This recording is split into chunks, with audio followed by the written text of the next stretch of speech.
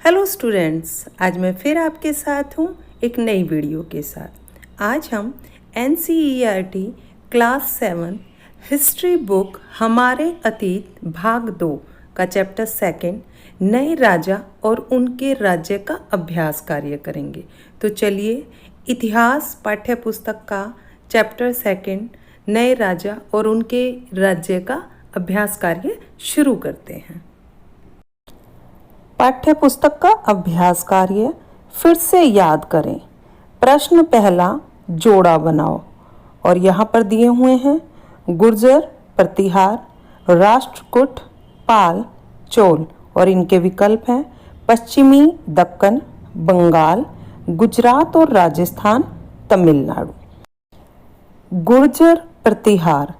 प्यारे बच्चों, गुर्जर प्रतिहार का संबंध गुजरात और राजस्थान से है, तो इसका सही विकल्प है तीसरा, गुजरात और राजस्थान। राष्ट्रकूट।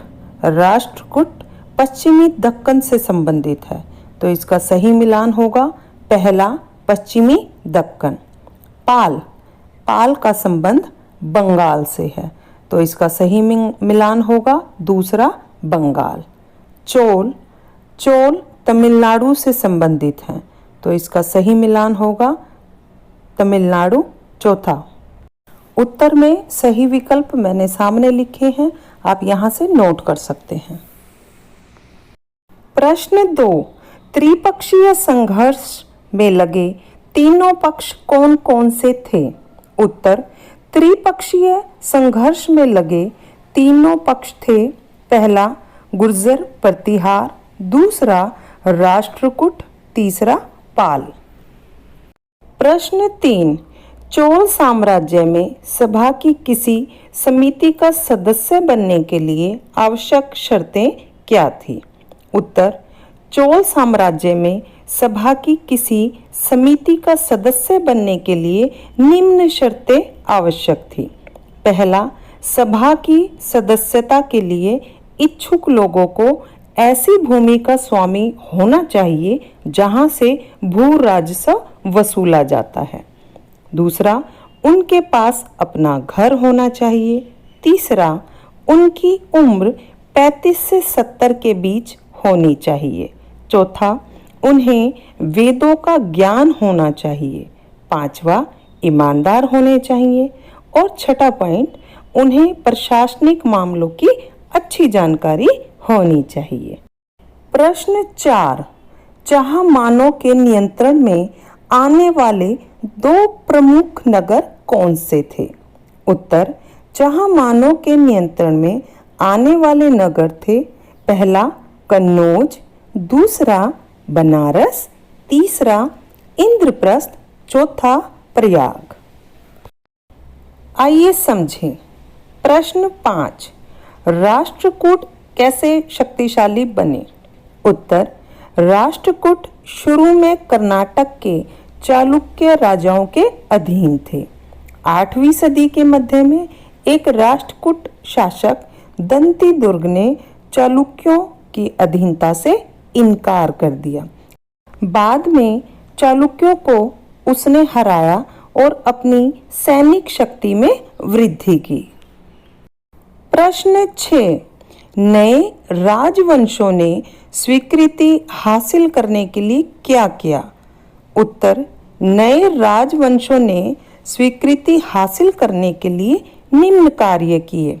पहला, राजा लोग नए राजवंशों को अपने मातहत या सामंत के रूप में मान्यता देते थे।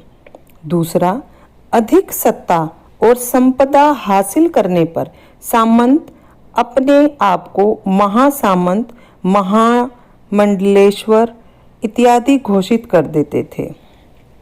तीसरा, कभी कभी वे अपने स्वामी के आधिपत्य से स्वतंत्र हो जाने का दावा भी करते थे। और चौथा पॉइंट, उद्यमी परिवारों के पुरुषों ने अपनी राजशाही कायम करने के लिए सैन्य कौशल का इस्तेमाल किया। प्रश्न 7, तमिल क्षेत्र में किस तरह की सिंचाई व्यवस्था का विकास हुआ? उत्तर, तमिल क्षेत्रों में सिंचाई व्यवस्था का विकास निम्न प्रकार से हुआ। पहला, प्राकृतिक झीलों से सिंचाई की व्यवस्था की गई। दूसरा, अनेक नहरों को निर्मित किया गया। तीसरा, कई तालाबों और हौजों को निर्मित किया गया। और चौथा, अनेक क्षेत्रों में नए कुएं खुदवाए गए। प्रश्न 8, चोल मंदिरों के साथ कौन कौन सी गतिविधियां जुड़ी हुई थी? उत्तर, चोल मंदिरों के साथ निम्नलिखित गतिविधियां जुड़ी हुई थी। पहला, चोल मंदिर अक्सर अपने आसपास विकसित होने वाली बस्तियों के केंद्र बन गए। दूसरा, ये शिल्प उत्पादन के केंद्र थे। तीसरा, ये मंदिर शासकों और अन्य लोगों द्वारा दी गई भूमि से भी संपन्न हो गए थे।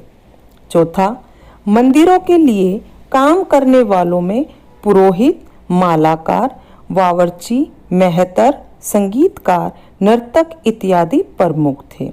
और पांचवा, मंदिर सिर्फ पूजा आराधना का ही केंद्र नहीं थे, बल्कि आर्थिक, सामाजिक और सांस्कृतिक जीवन के केंद्र भी थे। आइए विचार करें। प्रश्न 9, मानचित्र 1 को दोबारा देखें और तलाश करें कि जिन प्रांत में आप रहते हैं उनमें कोई पुरानी राजशाहियां यानी राजाओं के राज्य थी या नहीं। उत्तर, मानचित्र 1 का अध्ययन करने से ज्ञात होता है कि जिन राज्यों में हम रहते हैं वहाँ इंद्रप्रस्थ नामक राजशाही स्थापित थी, जिसे हम दिल्ली के नाम से जानते हैं। इसके अतिरिक्त अन्य राजशाही और वर्तमान प्रांत का नाम इस प्रकार से है। राजशाही और उनके सामने दिए हुए हैं वर्तमान प्रांत का नाम, जैसे गुर्जर प्रतिहार। गुर्जर प्रतिहार वर्तमान प्रांत गुजरात, पश्चिमी मध्य प्रदेश है। पाल को बंगाल और बिहार के नाम से जाना जाता है। अब उत्कल उड़ीसा, पूर्वी चालुक्य आंध्र प्रदेश, राष्ट्रकूट महाराष्ट्र उत्तरी कर्नाटक, चोल तमिलनाडु, चेर केरल और पांड्य दक्षिणी तमिलनाडु, ये इनके वर्तमान नाम हैं बच्चों। प्रश्न 10, जिस तरह के पंचायती चुनाव हम आज देखते हैं उनसे उत्तर मैरूर के चुनाव किस तरह से अलग थे? उत्तर, वर्तमान समय के पंचायती चुनाव उत्तर मैरूर के चुनाव में निम्न अंतर थे। पहला हम देखेंगे वर्तमान समय के पंचायती चुनाव और दूसरा है उत्तर मैरूर के चुनाव। फर्स्ट पॉइंट है, सार्वभौमिक वयस्क मताधिकार के द्वारा चुनाव किया जाता है, जबकि पहले लॉटरी पद्धति द्वारा विभिन्न समितियों के सदस्य चुने जाते थे। दूसरा पॉइंट, मतदाता अपने पसंद के उम्मीदवारों को मत देता है, जबकि पहले चुनाव पूर्ण रूप से प्रत्याशियों के भाग्य पर निर्भर था। आइए करके देखें। प्रश्न 11, इस अध्याय में दिखलाए गए मंदिरों से अपने आसपास के किसी मौजूदा मंदिर की तुलना करें और जो समानताएं या अंतर आप देख पाते हैं उन्हें बताइए। उत्तर, सबसे पहले असमानताएं देखते हैं बच्चों।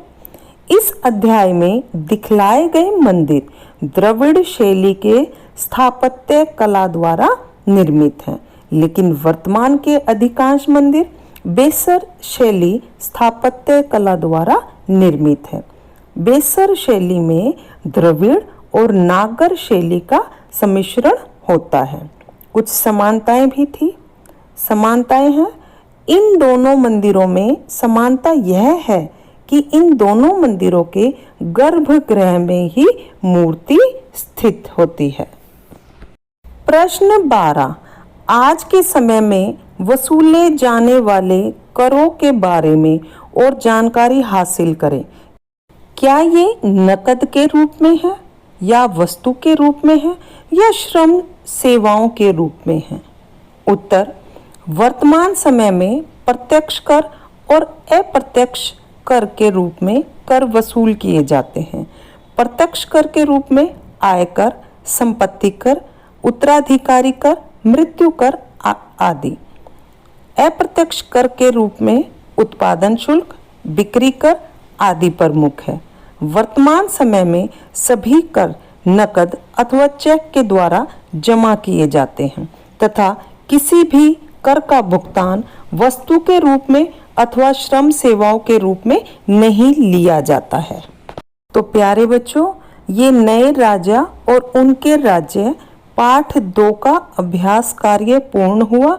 इसे वीडियो देखने के बाद आप अपनी कॉपी में नोट करें और अगर आपने अभी तक मेरे चैनल को सब्सक्राइब नहीं किया है तो जल्दी से सब्सक्राइब कीजिए। धन्यवाद।